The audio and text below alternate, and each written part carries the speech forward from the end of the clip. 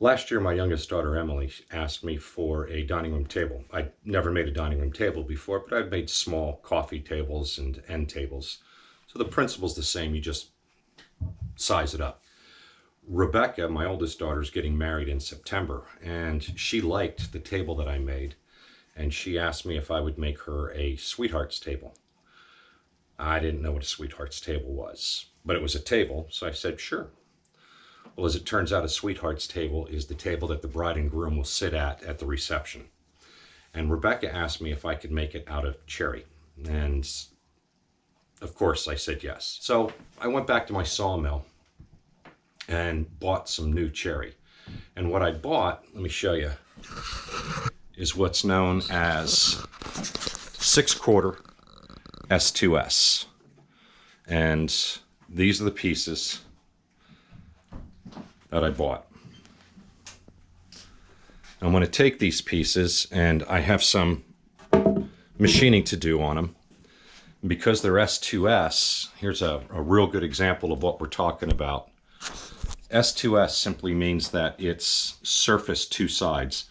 So this has been planed, and this, I don't know if you can see that, has been jointed, but this side has not. And this side hasn't been planed. That's rough sawn lumber. So I have to run it through the planer to get it finished on both sides. And then what I'll do is I will rip right down here and take that edge off. And when I'm done, I'll glue this all together and we'll have a tabletop. You approve? You like that? I also wanted to show you, I've got this piece of wood right here, and I will be milling that down, and that's actually from my daughter Rebecca's fiance's yard. That's from Chris's yard, and you'll see what that's for at the end.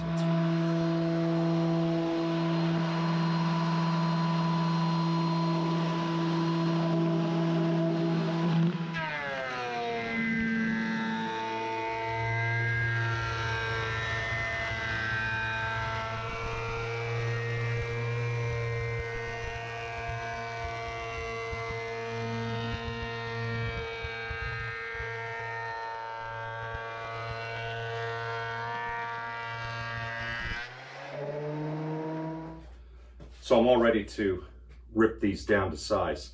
I've put my fence on my table saw, raised the blade to just a little bit higher than the thickness of the lumber that I'm about to cut.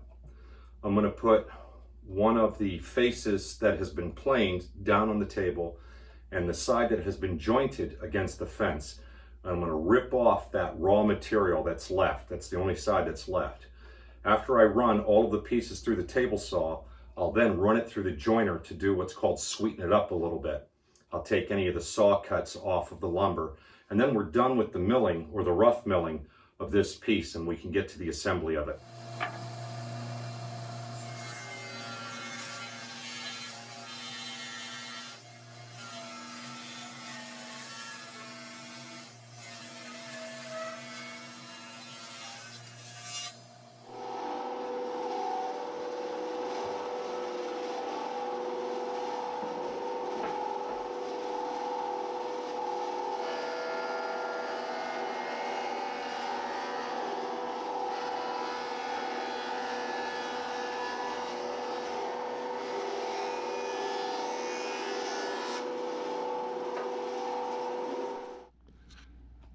Well, I've taken some time and I've laid the boards out. And I think this is the final layout that I'm going to go with. The table is going to be 5 feet long, and these center boards are just over 5 feet. Now, the next thing is the width. The table's going to be 36 inches wide, and while this isn't a perfect fit, you can see that it's almost 41 inches. So I need to take about 5 inches off. So I have the glue on, and I have brushes for the glue. I just can't find them right now. I'm not sure exactly what I did with them, but this works just as well. So I'm going to spread the glue.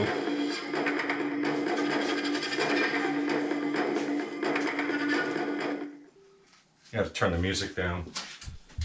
Spread the glue, get real good adhesion to the wood, and then I'll put these biscuits in.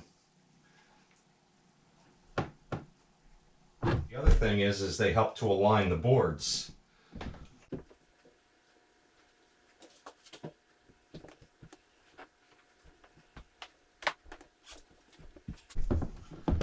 All right.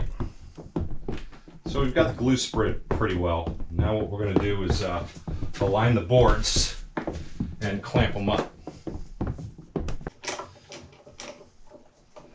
I'll use the clamps to help close it.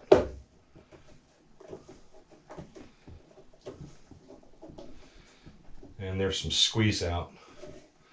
I'm going to back off and work the board a little bit and wipe some of this squeeze out off.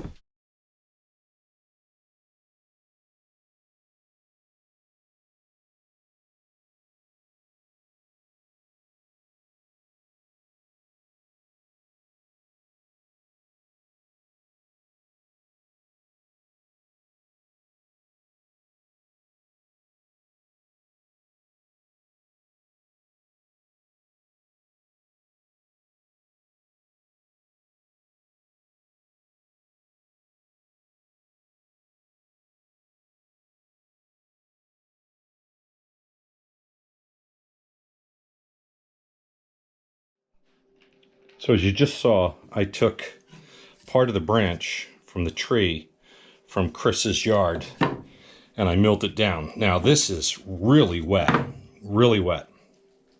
and it needs to be kiln dried. So it needs to go into a dry heat for a couple of weeks. And I don't have a kiln, but Lisa has an oven. So let's go upstairs and put this in the oven. So I'm up here in the kitchen. I've got a moisture meter. Went ahead and plugged it in. And you can see that, you may not be able to see it, but it's about 37%. And that means 37% moisture content. It needs to be around 8 to 12%. So what I did was I grabbed Lisa's kitchen scale and I weighed all of the wood. And now what I'm going to do is put it in her oven, and I'm going to try doing this without her knowing. Got it set to about 175. I may turn that down to 150, and you won't be able to smell this cooking. It's just drying it out, and Lisa will never be the wiser. Busted. But the wood is drying out really nice. So let's take a look and see what the moisture content is now. And it's 12.8%. Well, 13. So 13%, dropped quite a bit. Almost ready to use. This is still 15%. And I'll leave it in for a little bit longer. And like I said, I actually weighed the wood.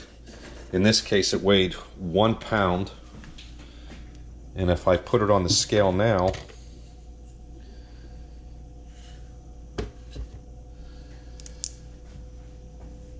it's lost about half of its weight. It was almost exactly 1 pound, and now it's just under 9 ounces. So that worked really well, and you can see there's no splitting in the wood. So I'll leave it in the oven for a bit longer, and you're looking at the bottom of it.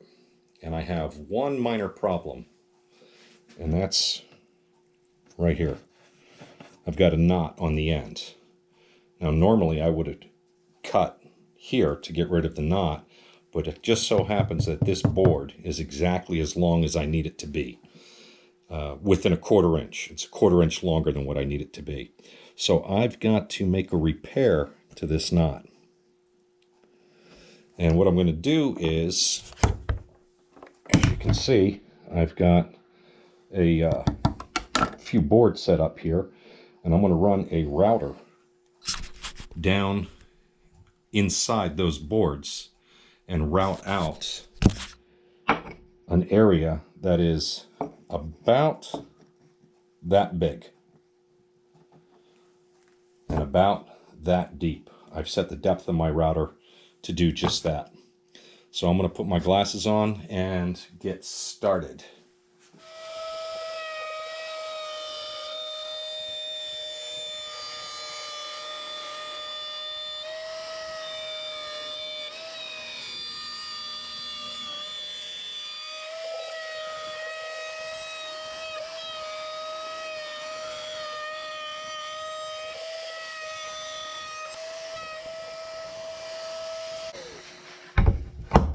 So now that I've got it routed out, I can take this piece of wood, it's called a Dutchman, and I can slide it in and glue it in place.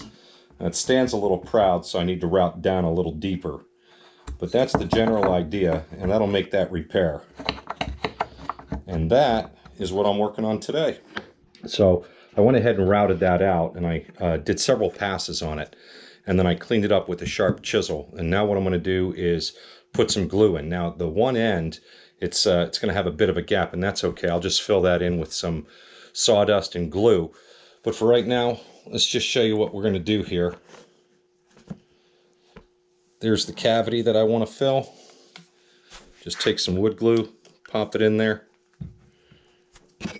spread that around, get real good coverage. And this will last forever.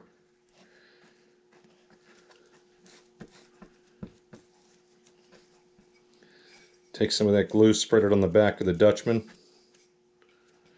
And I honestly don't know why it's called a Dutchman. But this will give structural integrity to this piece of wood. Now the reason why I did it so long is, like I told you, this is a tabletop, and the skirt of the table is going to come right around here. So I wanted the Dutchman to span not just the knot hole, but also the skirt of the table, so that that would provide support. This might get loud.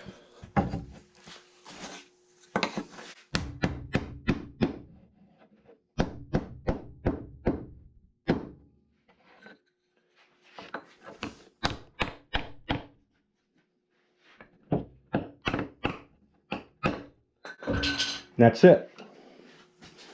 I'll fill this in with some glue and sawdust, and that'll last forever.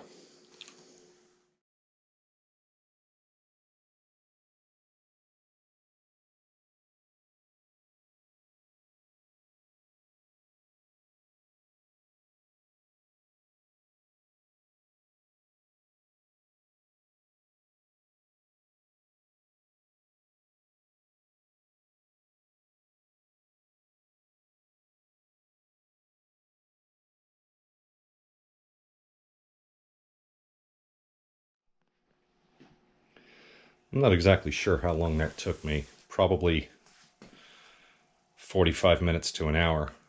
But that is the first pass with a 60 grit sandpaper. And I'll make multiple more passes with ever decreasing grits of sandpaper until I get down to 180 or 220. There's the Dutchman. You can see that it's now perfectly flush, sanded flush. I still have a clamp on it because I'm going to let it dry overnight.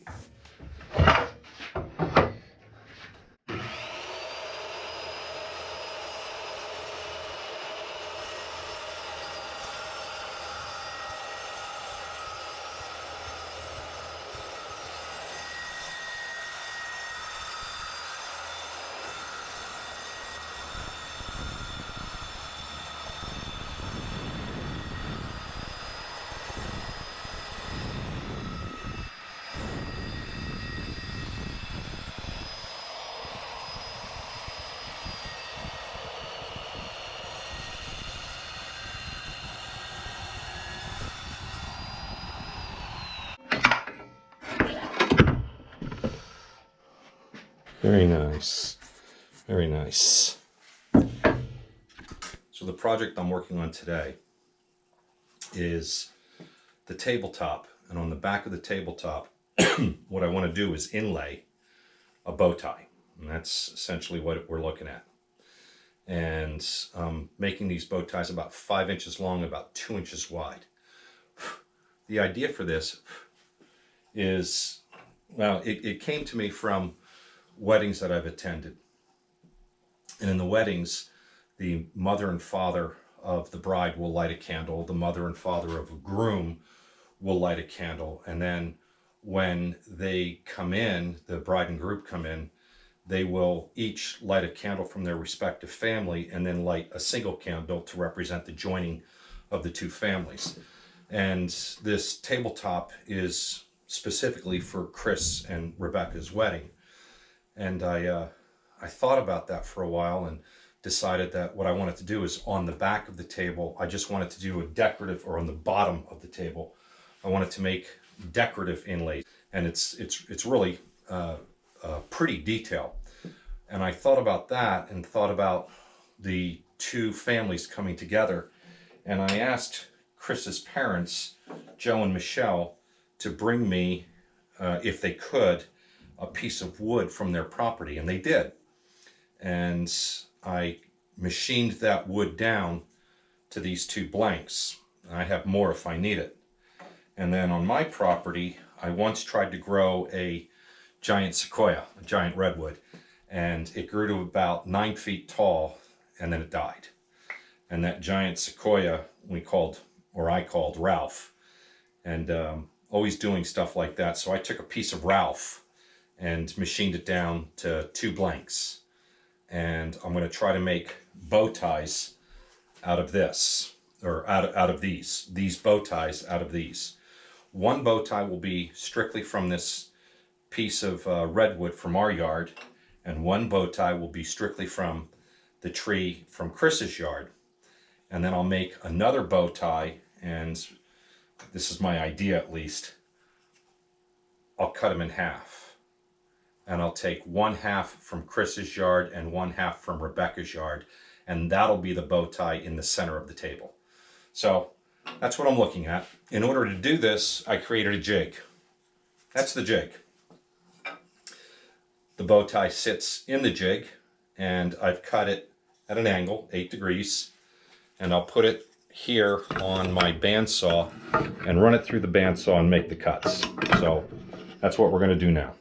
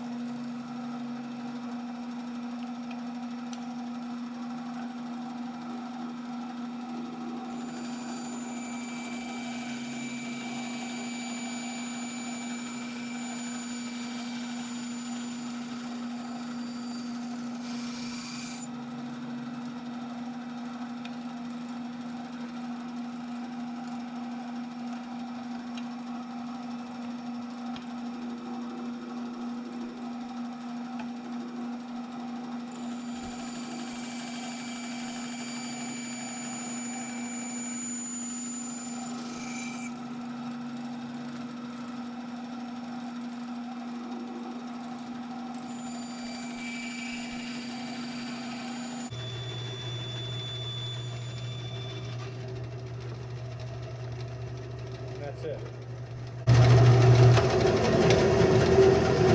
That's the bow tie.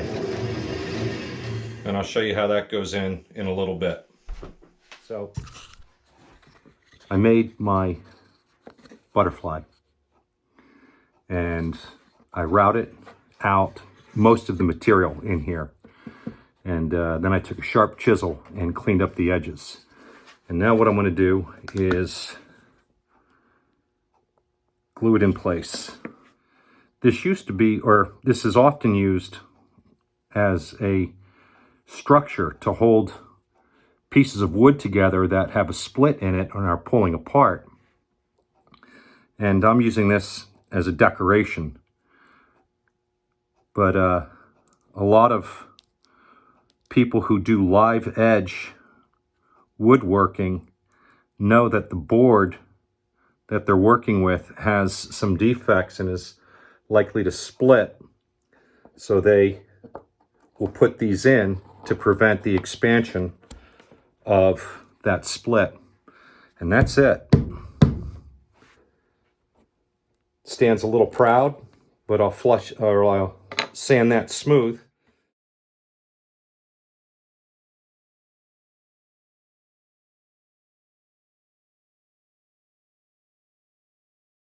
What I did was decorative, purely decorative. And the concept here is this represents Chris Martinez, his family. This piece of wood came from Chris's childhood home. And this piece represents Rebecca's family. And this piece of wood came from Rebecca's childhood home. And then this piece, and you have to look a little closer, is a combination of Rebecca and Chris's wood. And I put this representing Chris on the side of our family as he's joining us. And I put this representing Rebecca on the Martinez side because she's joining their family. And thus the family is joined. And you'll notice that this bow tie is slightly smaller than the other two bow ties. And the reason is because they're only beginning their family. It's a smaller family. I've set up the mortising attachment to my drill press. Essentially, what I have here is a housing that holds this chisel bit. And what I'll do is, inside this chisel bit is a drill bit, which does most of the work. That drill bit will remove most of the material, and then the chisel will straighten up the sides. And I've got it set so that I can do multiple passes, and I'll show you what I mean. These are the legs that I'm going to use, and I'd love to say that I did the turning on them, but I didn't. I'm not good enough to do that. So I went online and I found a place that had these and bought them. They're in cherry and they look really nice, so I went ahead and went with them. So I did a layout, and the layout essentially is the material that I want to remove. Now I don't want to remove all of it. I only want to remove the center 1/4 inch. So what I did was I set this fence up so that when I place the piece in, it falls exactly in the center. And now all I have to do is start at this line and end at this line, and it'll be a perfect 1/4 inch mortise into which will fit a tenon. I've already done one, and you can see it right there.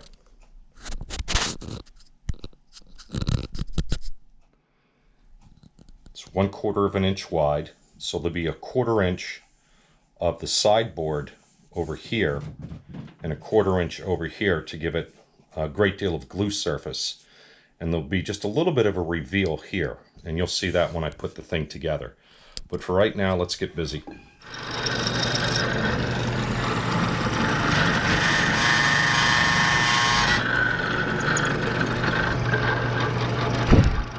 So now that I've removed both ends, I can just work my way down the piece.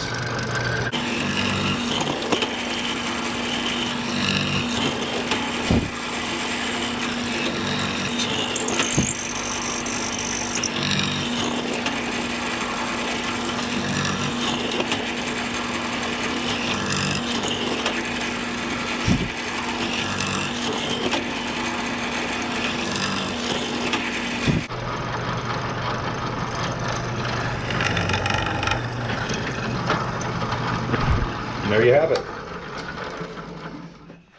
Mortise exactly where I want it.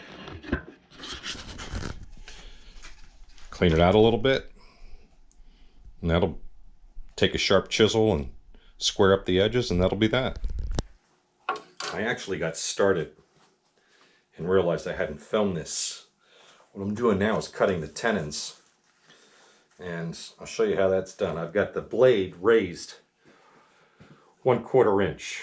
The tenon needs to be a 1/4 inch thick to fit into the mortise, which is a 1/4 inch wide. And that means I need to take a 1/4 inch off of this side and this side, and I'll show you how I do that.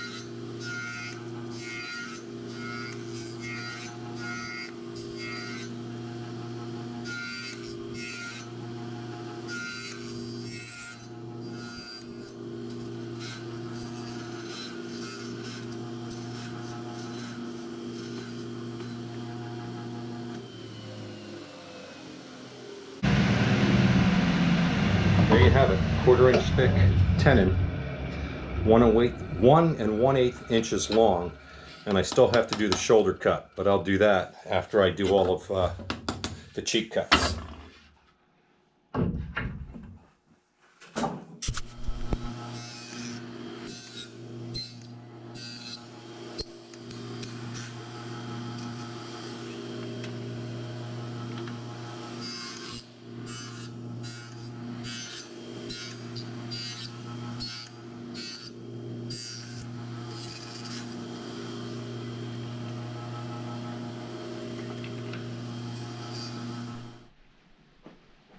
Now, got a little bit ahead of myself and I failed to record what I was doing.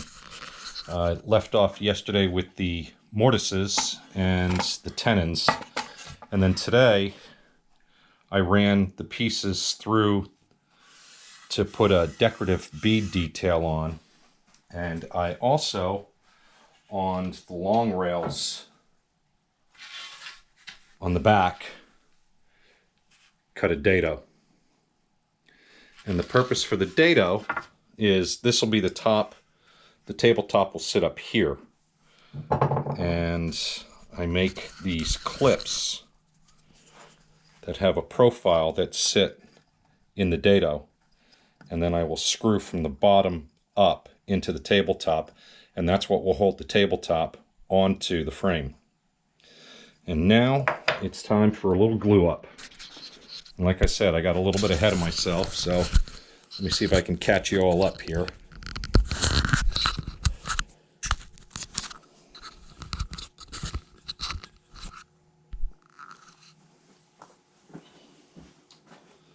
So I put glue in this table leg, and now I'm going to spread it onto the tenon. I actually think I overglued it a little bit, but we'll see what happens here. Yeah, that's an awful lot of glue. What I don't want is a lot of squeeze out.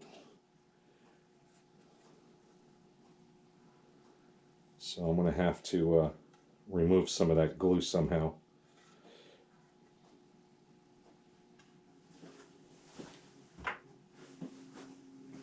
Now, fit the tenons in to the mortise.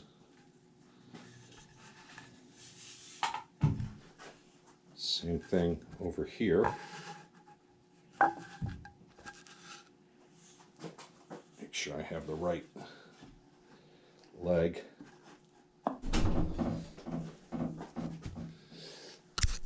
This is what I'm talking about. Squeeze out a little bit too much. So I'm going to take that apart and clean that up. It's the only chance I have to do it. Well, that's not true. I could do it after I glue it up, but it becomes much more difficult doing it then than it does now. I don't know if you can see what I'm doing or not. Editing will let me know. Still, quite a bit of squeeze out there.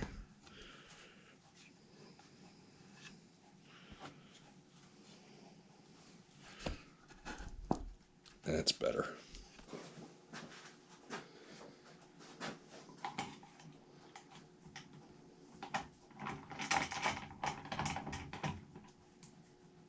Doesn't have to be a lot, just enough to hold it together. A little bit of squeeze out down here, not too bad. Clean that up now. And that's it. Real nice joint. We'll set this off to the side, let it dry, and get busy with the other side. This is their tabletop facing up. I've done some sanding on it, and now it's time to finish the edging.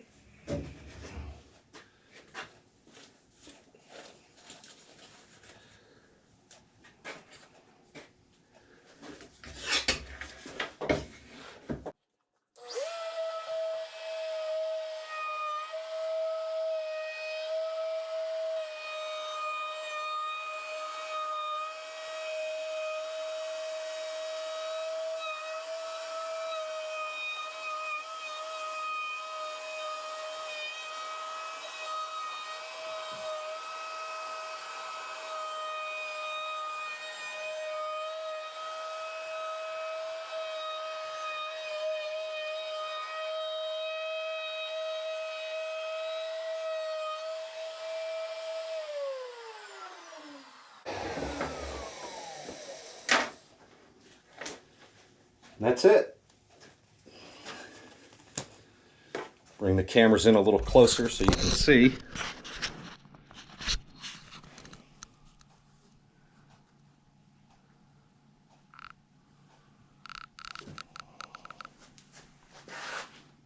And that's the edge detail. Really nice.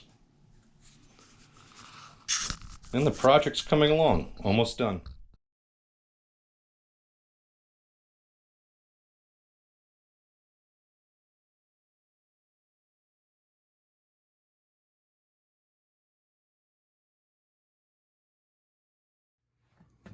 And this is the finished product. It's currently in storage in my basement. The idea of this was going to be, this was the table that they would sit at for their wedding reception. But of course, COVID hit. They did get married in September.